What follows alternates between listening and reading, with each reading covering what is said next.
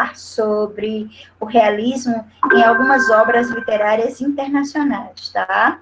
A gente vai aqui contemplar a vocês a contação dessas obras, falando das suas características. Em outro momento, a gente vai falar das obras nacionais, ok? Socializando com vocês o material. Qualquer dúvida, vocês, por favor, compartilhem aí no chat, tá certo? A gente está aqui, eu estou acompanhando o chat de vocês, tá? E aí a gente vai acompanhar isso, ok? A gente vai falar agora sobre algumas obras. Madame Bovary é uma obra de Gustave Flaubert. É o primeiro escritor a sustentar a preocupação científica na prosa, com o intuito de captar a realidade tal como ela é. Então, foi a primeira obra realista no mundo. Flaubert foi levado a julgamento pela obra, pelo tratamento cru que ele tinha dado no romance ao tema do adultério, pela crítica ao clero e à burguesia. Depois foi absolvido, depois do julgamento, onde proferiu a frase Emma Bovary c'est moi. Mas a crítica continuou condenando a obra. Emma Bovary c'est moi, ou seja, a Emma é ele, que é a protagonista. Ele é a protagonista, tá? Ele quis dizer que ele era esta mulher que ele descreveu. Quem é Emma? Emma, na verdade, é uma mocinha do interior, tá? Ela era órfã de mãe, ela só tinha o pai dela, e ela era uma ávida leitora de romances. Ela tinha um desejo muito grande por grandes paixões, por grandes aventuras e por grandes conquistas da burguesia. Porém, Emma não conseguia satisfazer sua ânsia, sua gana por aventura. Ela acaba se casando com um médico, achando que ele vai levá-la a esse mundo imaginário da literatura. E aí ela acaba se decepcionando pela vida cotidiana, pela vida rotineira de casada. Mesmo com o nascimento de sua filha, ela ainda não se satisfaz com a vida simples de mulher casada. E aí ela acaba traindo seu marido, Bovary, com 2 jovens da cidade. E mesmo assim, ela, com a sua gana de paixão, ela não consegue satisfazer as suas paixões com os rapazes, porque ela quer independência, ela quer ser mulher de si. Madame Bovary é uma obra que foi lida por muitas mulheres que buscaram o feminismo, porque ela descreve essa necessidade de Emma ser independente, tanto na opinião quanto nos desejos. Ela questionava o direito que ela tinha de sentir prazer, que os homens não se preocupavam com isso. Tá? E esses questionamentos que foram colocados, tá? Essas críticas ao clero, quando ela ia se confessar e ela contava os seus pecados, ela contava os seus sofrimentos, tá? O clero, em vez de absolvê-la ou condená-la, eles muitas vezes desejavam, tá? E desejavam tirar uma casquinha, digamos assim, entre aspas, libertinagem de Emma. O marido de Emma, na verdade, ele era viúvo. Ele era casado e aí ele começou a cuidar do pai de Emma, que tinha cortado a perna. E aí ele se apaixonou pela jovem Emma, pela a intelectualidade dela, pela conversa dela com tudo. A esposa dele era muito silenciosa, muito submissa, e Emma era aquela mulher independente, que dialogava, que conversava, por mais que fosse jovem. A esposa ficou com ciúme das visitas dele à casa do pai de Emma e desconfiou. Mas aí ela acabou sofrendo um acidente e falecendo. Então, o marido de Emma, ele também era um adúltero, né, digamos assim. Ele também traiu Emma, só que ele não traiu Emma da forma como ela traiu fisicamente, ele traiu emocionalmente. Porque ele não disse para Emma e para o pai dela que ele era um homem casado. Ele não disse para a esposa que ele estava cuidando daquele paciente com tanto zelo por conta da sua filha. Tá? Então, ele atraiu de forma, o adultério dele é mais emocional. Aí ele destrói a sua esposa emocionalmente. E depois tudo aquilo que ele admirava em Emma, por ser independente, por ser intelectual, ele depois começa a tentar cortar Emma e transformar Emma numa mulher simplória, numa mulher simples, recatada, coisa que ela não era, tá? Então, o que matou Emma... Eita, eu acabei dando spoiler. Ela morre no final, gente. Perdão aí pelo spoiler.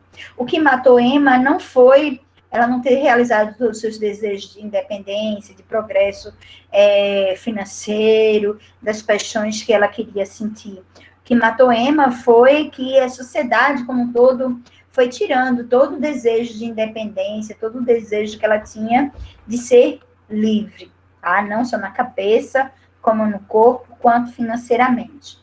Certo? Essa é a obra de Madame Bovary. É a obra que toda mulher feminista tem que ler, tá?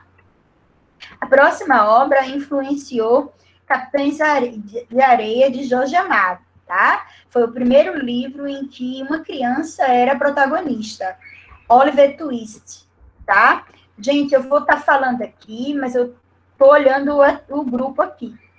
Tá certo? Se alguém quiser fazer alguma pergunta, não estiver compreendendo alguma coisa, por favor, digite aí, tá certo? Tá todo mundo acompanhando, tá? Tá dando para ver direitinho? Ok, certo? Então, vamos continuar. Oliver Twist é a primeira obra em que uma criança era protagonista, na literatura internacional.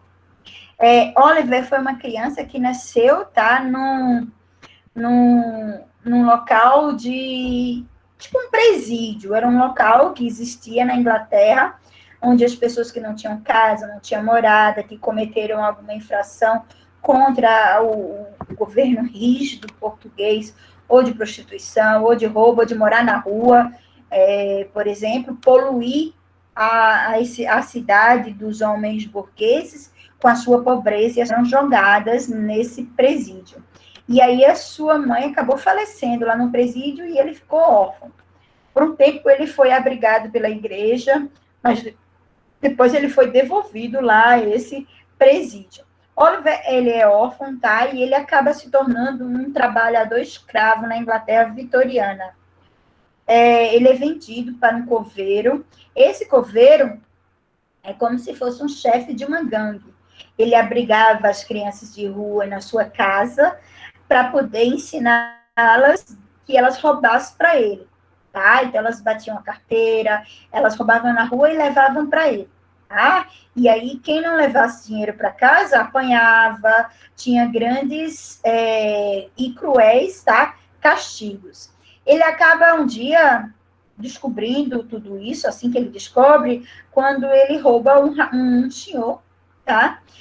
Um senhor de bem, um senhor, ele rouba o lenço de um senhor abastado, ou seja, que tem dinheiro, e esse senhor acaba abrigando ele, porque ele se machuca na hora que todo mundo foge, e ele é preso, e lá no presídio ele se machuca pela fragilidade da saúde dele, ele acorda na casa desse senhor, que o abriga e o protege. Porém, Fagin, que era o coveiro, que era o homem que usava eles, tá? Usava as prostitutas, usava as crianças para fazer roubos para eles, ele acaba sequestrando Oliver lá da casa desse senhor, para que Oliver fosse novamente um dos seus ladrões, tá certo?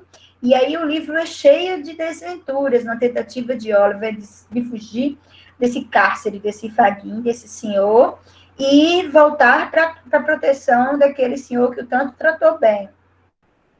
Até que no final ele acaba sendo vítima em um assalto e os seus algozes são presos e ele fica muito ferido. E vai para o hospital e no final ele acorda novamente na casa desse senhor que o protegia. Um dia Oliver conhece um bondoso homem em quem finalmente enxerga um possível pai.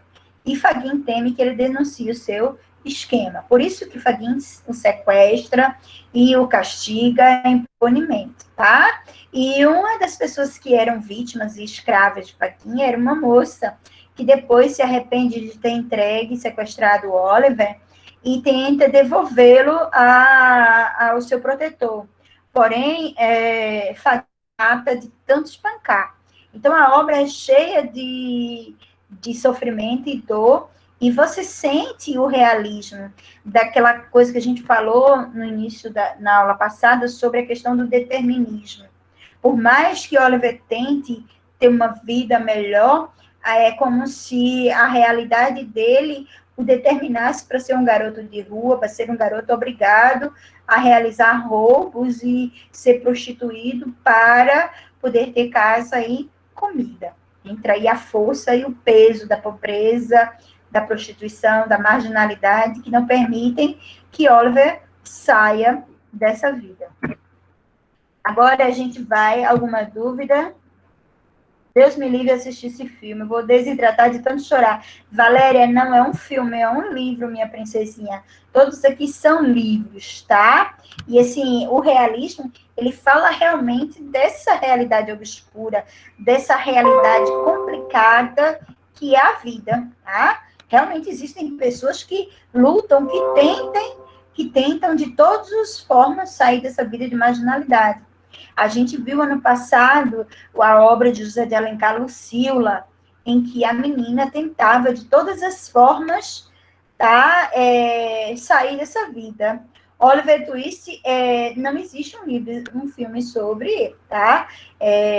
Esse filme que vocês estão fazendo comparação é baseado na obra de Jorge Amado, que é a obra que eu falei antes, Capitães de Areia.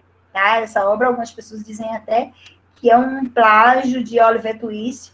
Na verdade, é Capitães de Areia, em que o casal morre depois, a menina morre, a menina doente, é outra história. Tá? É também baseado na história de Garotos de Rua, tá certo?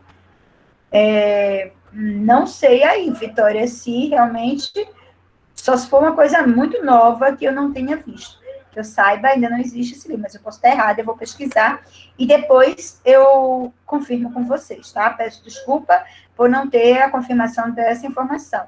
Não sei ainda se realmente fizeram um filme desse livro, ok? Ele é muito triste mesmo. Parece mesmo que eu tô...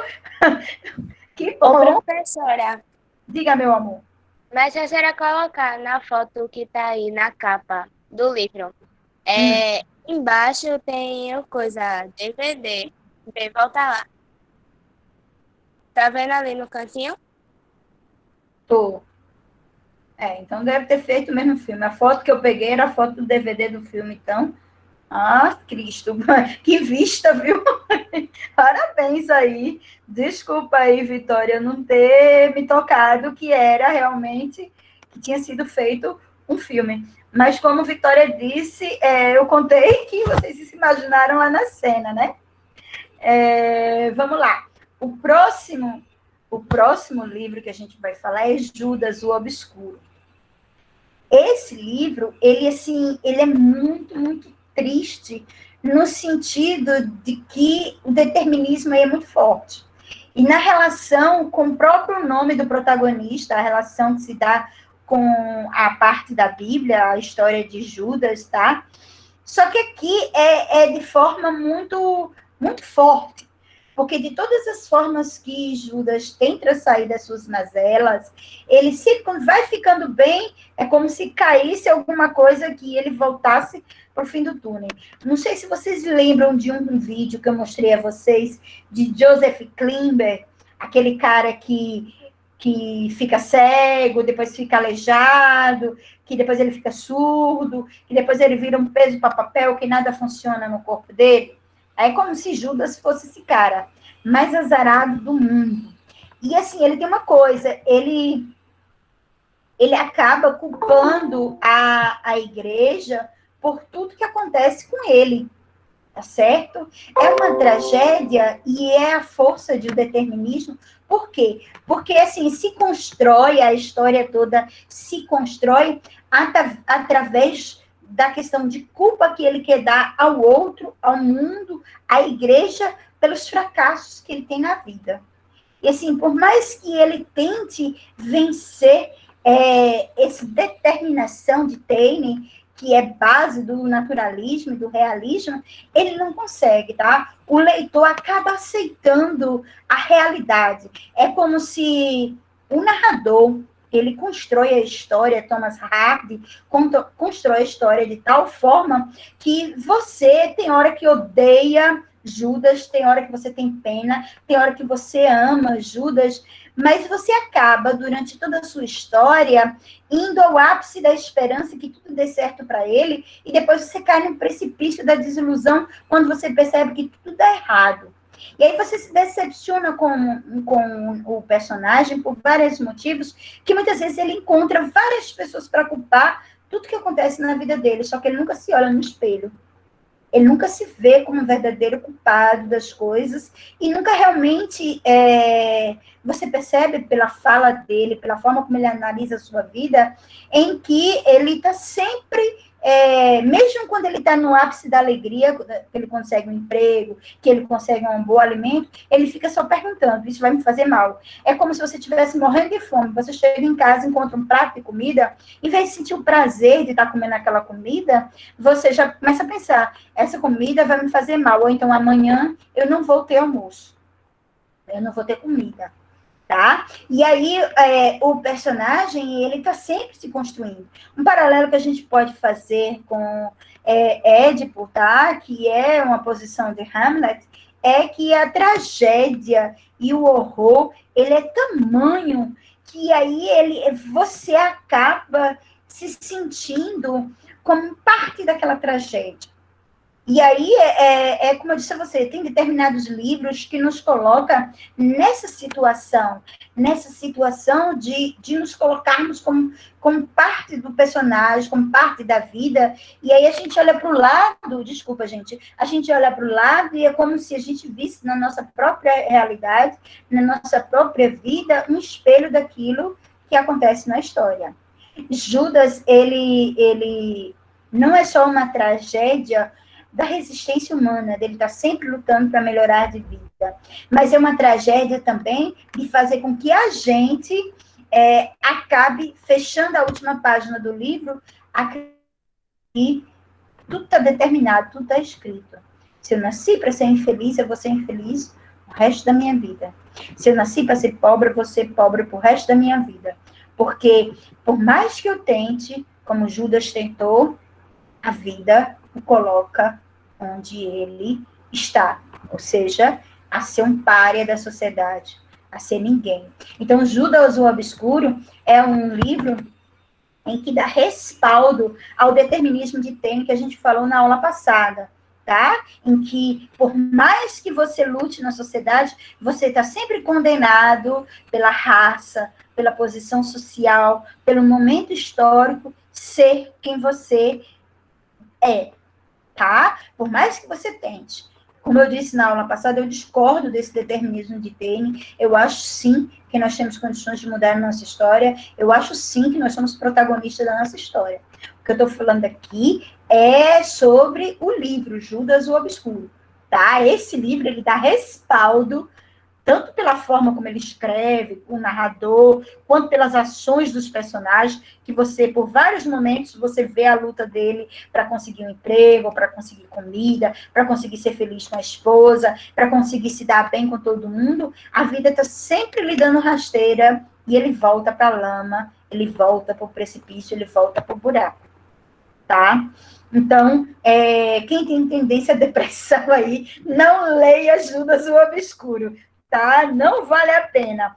Mas é uma obra quando você estiver bem, você estiver numa boa, aí você vai lá e lê, porque é importante esse viés que ele coloca em que o personagem, quando ele cai novamente, ele, em vez de analisar o que houve, o que eu fiz de errado, o que eu posso fazer diferente da próxima vez, ele não reflete sobre isso. Ele reflete que a culpa é da igreja, a culpa é dos burgueses, a culpa é de fulano e de Beltrano. Então, é como você sempre procurar colocar culpado e não encontrar soluções. E na vida, a gente não tem que procurar culpados.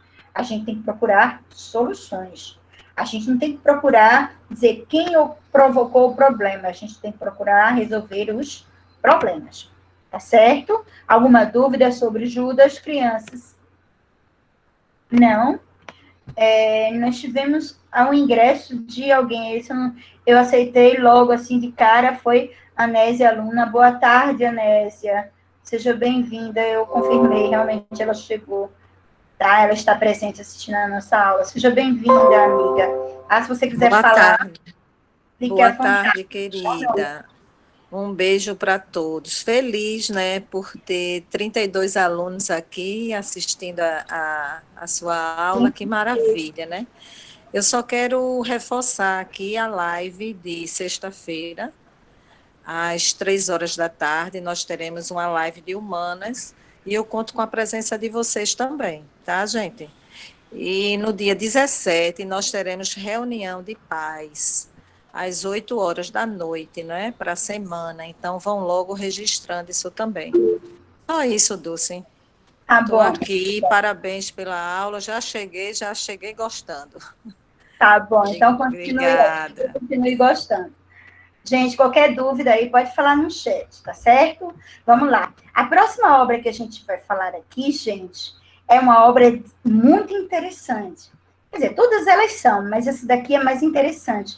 Porque imagine um escritor, Émile Zola, um escritor francês, em que ele era um cara abastado, ele era um cara que tinha tido uma vida boa a vida toda, e ele resolve, lendo as obras de Taine, lendo Darwin, lendo Freud, ele resolve que ele quer entrar naquele estilo de literatura, porque ele já tinha escrito obras românticas, tá? Aí o que ele faz? Ele descobre que na cidadezinha dele, perto de onde ele mora, tem uma mina de carvão, tá? E aí o que esse cara faz? Ele pede ao chofer dele, o motorista dele, uma roupa dele. Aí o chofer dá lá um paletó, uma roupa que ele usa de trabalho. Não, eu não quero essa roupa que você recebe de mim para você trabalhar, não. Eu quero uma roupa sua. Aí o motorista fica todo estranhando aquilo, e o meu chefe, meu patrão, eu vou dar. Aí ele dá uma calça rasgada, suja, uma camisa suada, a Zola. E Isolar, ele vai para essa mina pedir emprego. E ele passa um tempo trabalhando, vivendo nas casinhas ao redor da mina, convivendo e comendo tudo que os mineiros fazem. E tudo que ele faz, tá, é como se ele estivesse se apropriando daquele humano, daquele ser humano trabalhador, proletariado, sofredor. Ele nunca vivenciou a pobreza. E aí ele passa a vivenciar essa pobreza no intuito de quê? De escrever uma obra literária. E o resultado desse tempo é este livro aí, Germinal. E esse livro, Vitória, como eu não sabia de Oliver Twist, mas agora esse eu sei. Existe um filme Germinal, tá? É um filme bem triste. A mina é uma mina, assim, que descreve, tá? Germinal descreve essa vida do proletariado e essa luta por uma vida melhor, essa luta pelo direito de um trabalho digno, de um trabalho que não coloque a sua vida em risco, a sua saúde em risco. E por muitas vezes as pessoas morrem lá, e o que os donos das minas fazem? Jogam a terra por cima do defunto e só comunica à família que a pessoa morreu. E lá trabalha criança, lá trabalha adolescente, lá trabalha homens, mulheres, tá? Para ganhar parcos salários. E cada vez que acontece um acidente, que morre um ou muito mais trabalhadores, o mineiro, em vez de lutar por mais segurança e proteção dos seus trabalhadores, ele diminui o valor do salário pago aos seus trabalhadores, porque agora tem menos gente dando lucro. Então, a vida se torna tão infeliz que os trabalhadores começam a se organizar em classes, começa a surgir aí a questão dos sindicatos, tá? E aí, no livro é relatada a primeira greve que existe no mundo. Então, a ideia de greve, a ideia de sindicato, a base dessa ideia é a leitura desse livro, tá? É esse livro, Zola levando as ideias, tá, que nós temos de Karl Marx e Hegel para a vida real. a ideia da luta do proletariado, da dignidade do trabalho, que o burguês tem dinheiro, não é de graça, é pelo suor e pela vida do trabalhador. Então, uma obra muito interessante para quem quer ser advogado, quem quer ser político, quem quiser ser economista, sindicalista, quem quiser trabalhar em prol do trabalho, tá? Trabalhar em prol dessa estrutura social que é o capital, o trabalho e o burguês, o dono do capital, tá certo? É uma obra muito interessante, não só por ela em si, por ela falar dessas questões trabalhistas, mas também pela sensibilidade de isolar e se colocar no lugar dos seus personagens, de ir lá, de ver em loco como é esse sofrimento, como é essa dor, como é esse homem. Então, quando você lê Germinal, é como se você estivesse dentro de uma mina. Ela é tão bem descrita, é tão bem detalhada as reações, as expressões sociais, a dor, o sofrimento, a perda, a banalidade da morte. Ela é tão bem detalhada, por quê? Porque Zola estava lá. Porque Zola vivenciou isso, ele viu isso com a carne, ele viu isso com a barriga, ele passou. Ele falou depois numa entrevista que eu li na revista Le Monde, que ele disse que ele tinha vezes e vezes que ele tinha diarreias, porque a comida era uma comida que o estômago dele não estava acostumado. Tá? E assim, ele tinha pesadelos à noite, vendo aquelas estruturas da mina caindo sobre a cabeça dele. Aí eu vou dizer a vocês, gente, Zola deu toda o dinheiro dele para comprar essa mina, para ajudar a vida dos trabalhadores depois? Não. Zola continuou tendo a sua vida boêmia, sua vida de rico, de francês, de classe média alta, tá? Mas ele teve a delicadeza de passar por essa experiência para poder escrever esse livro. Tá bom, amores? Agora a gente vai para 3 livros que são de um português chamado S. de Queiroz, português de Portugal, não brasileiro, tá? Que influenciou muito a nossa literatura. Aí nós temos 2 desses livros aí que se tornaram filmes. Primo Basílio, como vocês estão vendo aí, foi um filme de Daniel Filho, e Os Maias também foi transformado em filme. As 3 histórias são histórias ricas em seu realismo, e lembra que eu falei na aula passada que quando entra o realismo, é como se colocasse uma lupa sobre o ser humano e você começasse a ver todas as mazelas, defeitos, angústias, tristezas dos seres humanos, tá?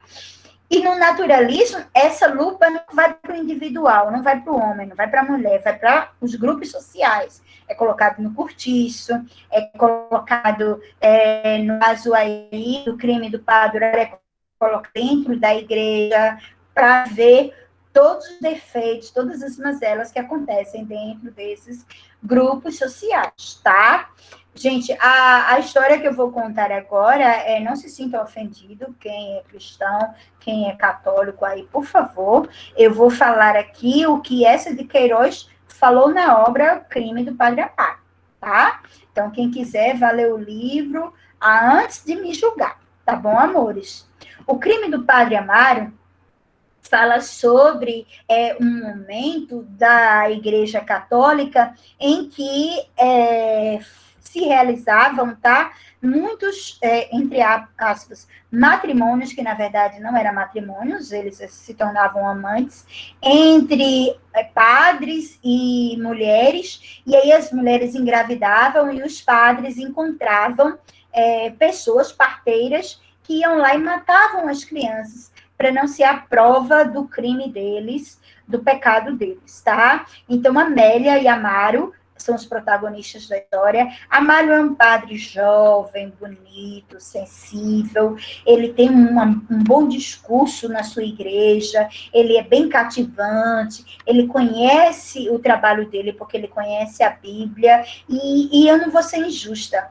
Essa de Queiroz consegue demonstrar algum interno de culpa em Amaro também, tá? Ele não ignora completamente isso no personagem, certo? Mas Amaro, ele trata a Amélia de forma assim como quem trata um pedaço de carne que pega e saboreia e come, tá? Com gosto para matar a sua fome e depois descarta o resto. A carne que não está bem frita, a gordura que ele não gosta de digerir, ele joga no lixo, descarta e segue a vida dele como se nada tivesse acontecido, tá? Então, assim, é a descrição de papel, o papel moral do indivíduo, não como indivíduo, mas sim como parte do grupo que ele pertence.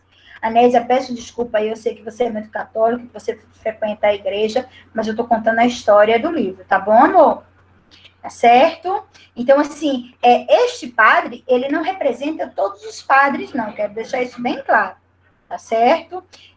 Há padres na congregação dele que fazem o que ele faz, tanto que eles se conversam, um descobre a história do outro, e aí um chantageia o outro, eles acabam entrando em acordo para os dois ficarem silenciosos. Inclusive, um ajuda o outro a encontrar a parteira para dar fim a cabo à prova do seu pecado, tá certo? Em toda a história, esse de Queiroz, ele é extremamente crítico. O veneno escorre pela boca dele na hora que ele fala desculpa a palavra, da hipocrisia pela igreja, tá? Que prega o bem, que prega a santidade do outro, mas na hora de olhar para si, para o seu particular, ele não tem essa mesma pregação, esse mesmo comportamento. É a mesma coisa da frase que diz assim, faça o que eu falo, tá? Mas não faço o que eu faço.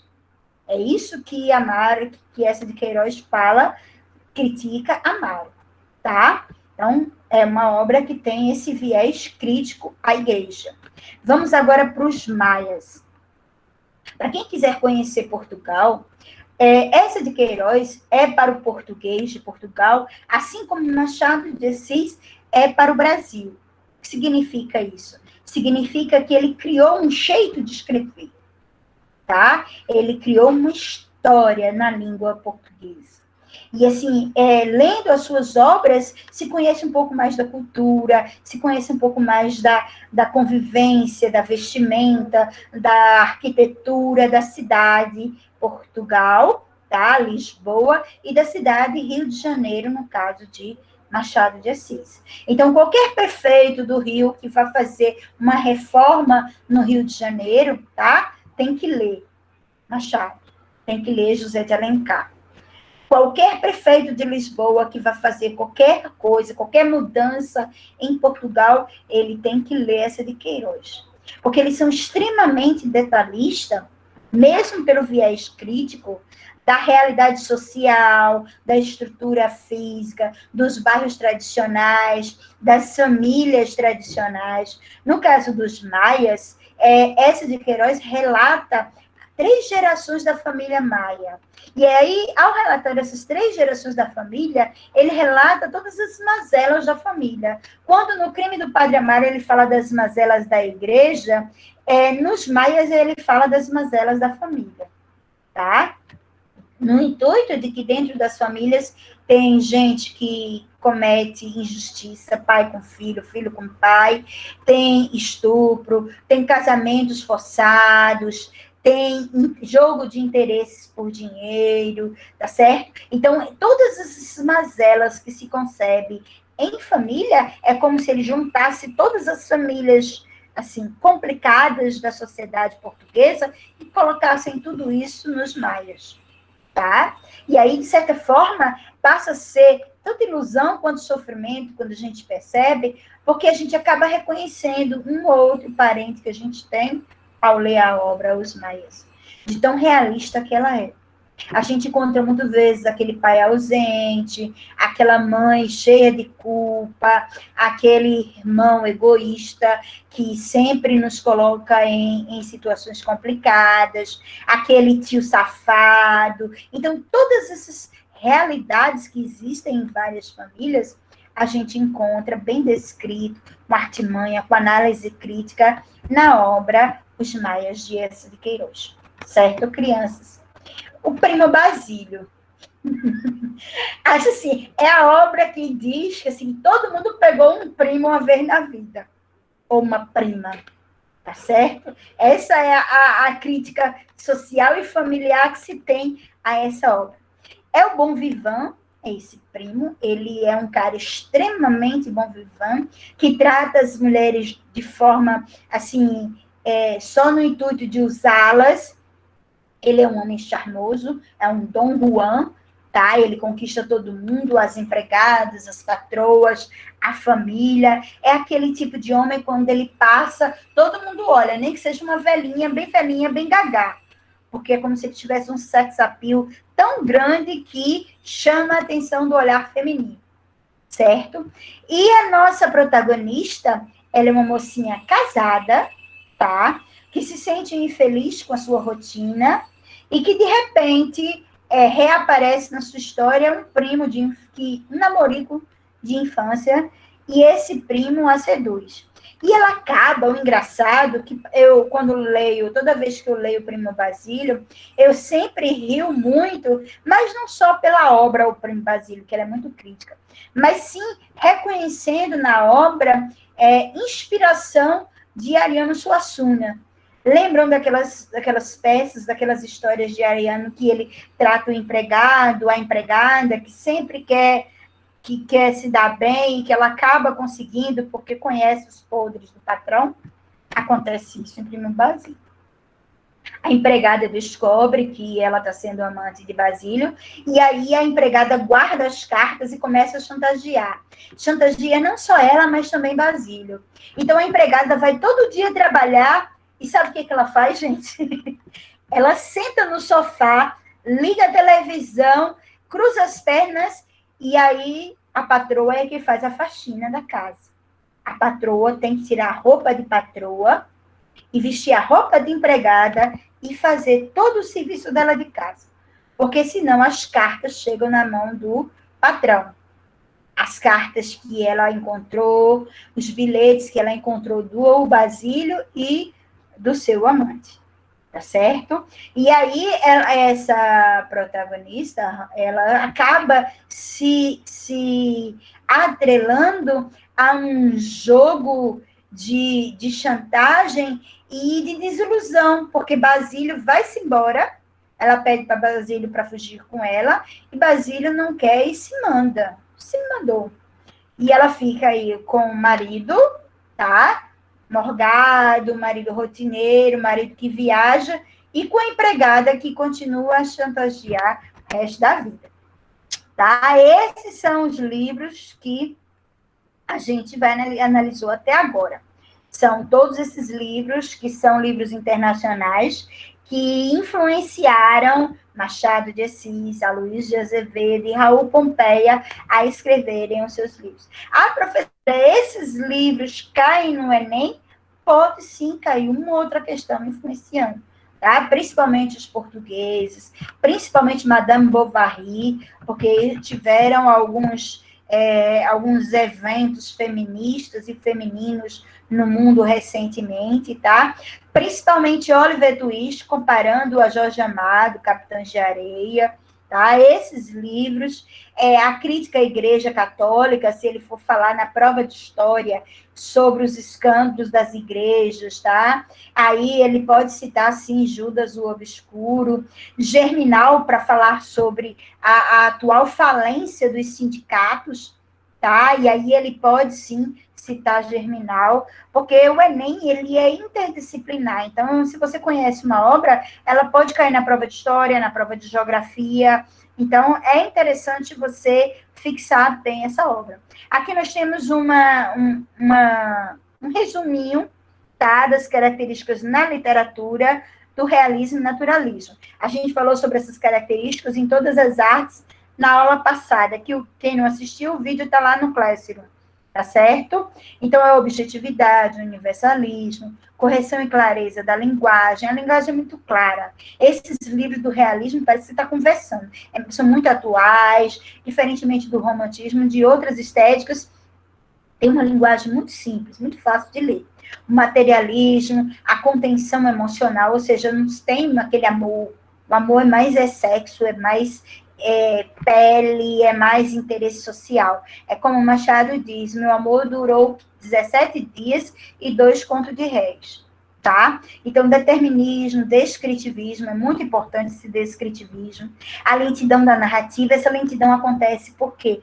Porque há uma descrição muito grande sobre os pecados, as mazelas do indivíduo e dos grupos, tá? A impessoalidade do narrador, o narrador é como se fosse um psicólogo mal-humorado que analisa tudo que os personagens fazem, tá? O romance de revolução. Tá? Nós temos 2 tipos de romance aí nessas 2 estéticas. Que é o realismo, ele é considerado, inclusive, muitas questões da prova do seriado falam sobre isso. Que o realismo é o romance de revolução e o naturalismo é o romance de tese. Então, esses 2 slides aqui, eles são muito passíveis de cair 2 questões no seriado sobre isso, tá? O realismo ele é considerado um romance de revolução.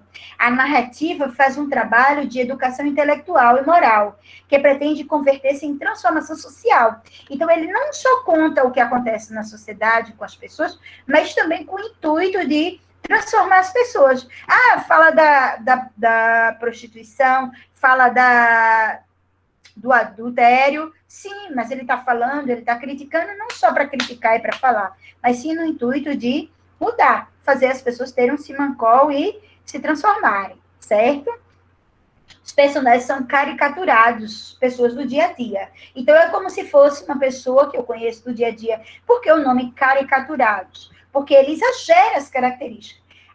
É um bom vivant? Sim, é um bom vivant, mas ele é tão exageradamente colocado ali as características de Primo Basílio, é tão caricaturado que realmente acaba se tornando inviável encontrar uma pessoa exageradamente bom vivant daquele jeito, tá? São poucos personagens, mas são personagens densos, personagens fortes, complexos, em que a sua psicologia, elas são muito bem descritas, tá?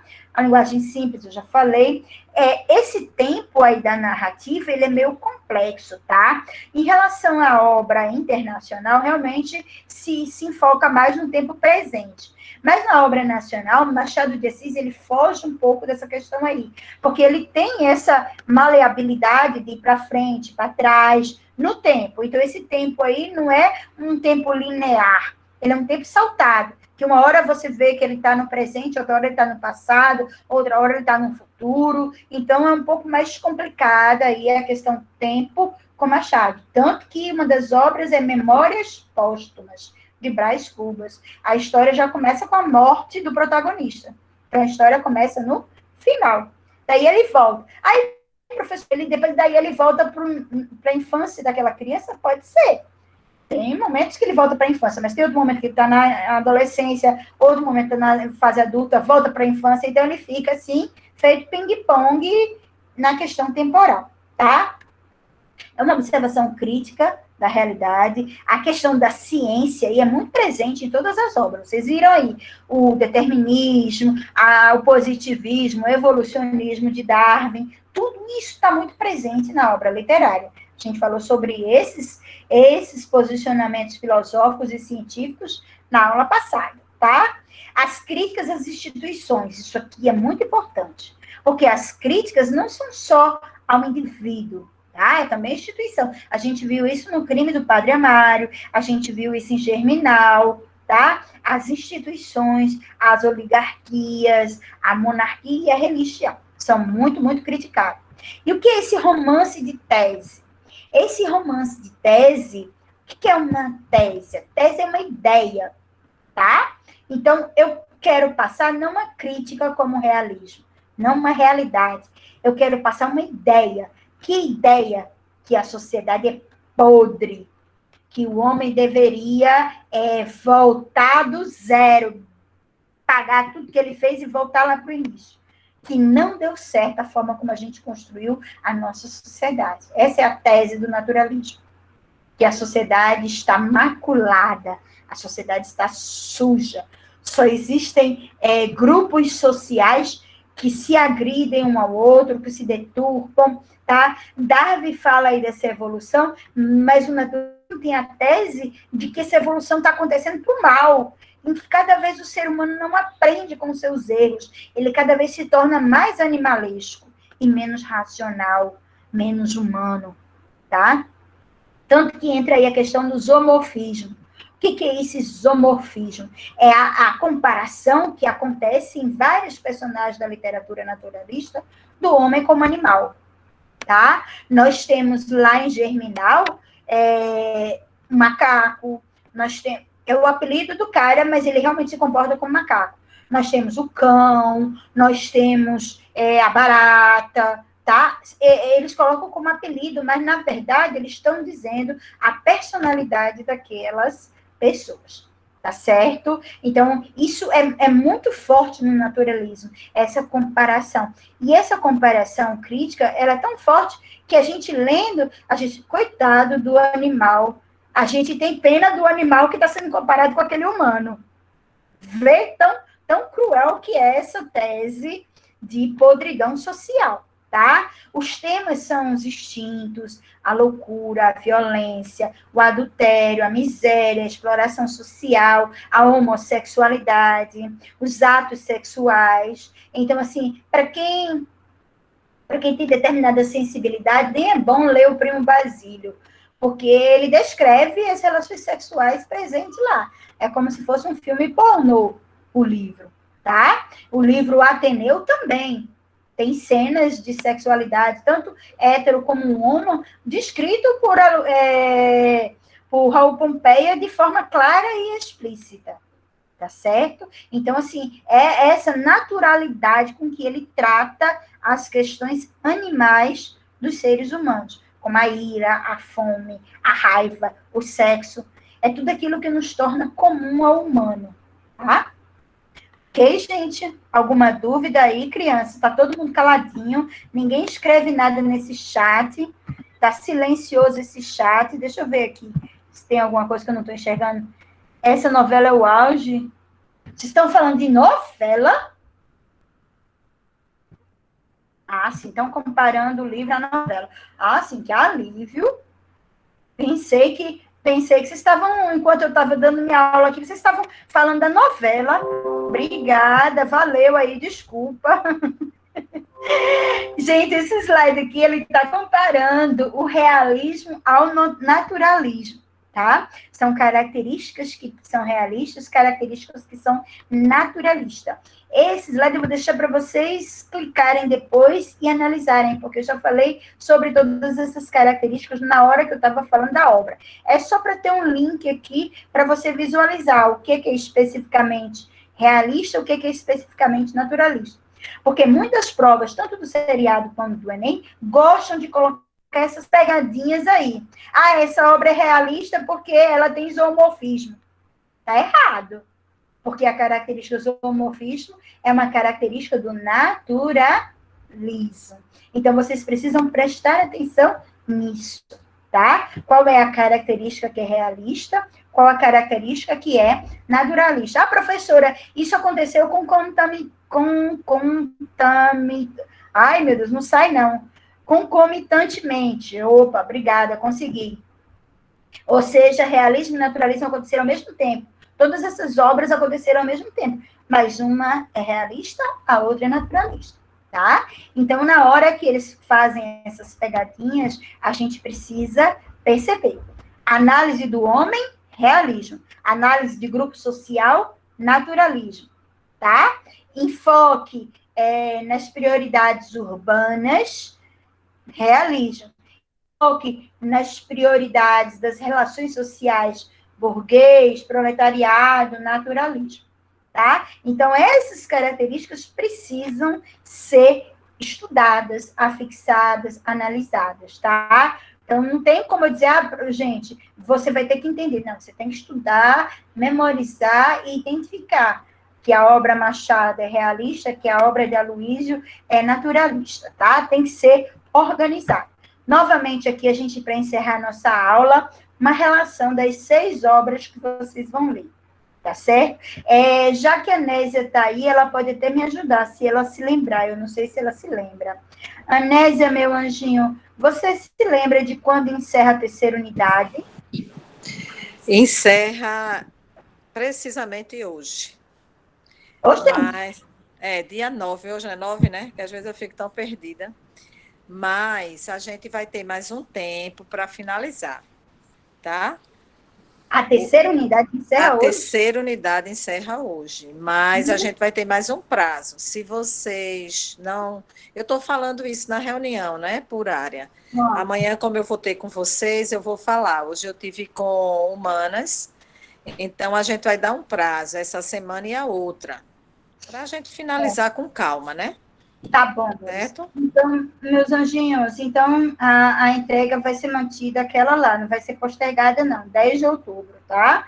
Então, 10 de outubro, o limite máximo. Ah, professora, eu posso entregar antes a releitura da obra? Pode, tá? Aquelas 6 obras lá foram, o que é isso? Isso é um caixão? É, Gesiane? Ou é uma palma? É um caixão? É uma palma? Sim, com certeza o quê? Vixe Maria, é um caixão, socorro. Não, pelo amor de Deus. Baixa minha cara aqui, cheia de olheira. Esquece esse caixão, eu quero ver mais caixão, não. Tô cansada já de ver gente minha morrer, meu amor. Fale disso não, por favor. Tá certo? Então, gente, marcada a entrega desse vídeo aí pro dia 10 de outubro. Vocês leem a história, um daqueles 6 livros que a gente passou, tá? E entregar dia 10 de outubro. Vocês vão ter mais de um mês, porque essa atividade foi passada em meados de agosto, tá? Ok? Não foi hoje, não, amor. Hoje eu estou só reforçando, tá certo? Essa atividade foi passada em meados de agosto, tá? E aí eu estou colocando para 10 de outubro, tá bom? As obras não são complexas, como eu disse a você, a linguagem é fácil. A obra mais complicada de todas elas, eu acho, Dom Casmurro. Mas é uma obra interessante porque por causa daquela dúvida presente, do início ao fim, se Capitu traiu ou não Bentinho com Escobar. Então, é a peça mais densa. O Ateneu também é denso, mas é gostoso de ler, porque é a vivência da vida de vocês. Então, é interessante. Tem muitos resumos na internet, tem vídeo no YouTube. Vocês vão poder escolher. Quem não assistiu a aula passada sobre o realismo, as características que eu coloquei na arquitetura, pintura, escultura e as características históricas e científicas, assistam que está lá a gravação do vídeo, está lá no YouTube, no meu canal, e está lá no Classroom, tá bom, amores? Alguma dúvida? A mais simples. Quem for interromper? Boa tarde, gente. É só para o vídeo aqui, tá? A gente vai continuar. Boa tarde, gente.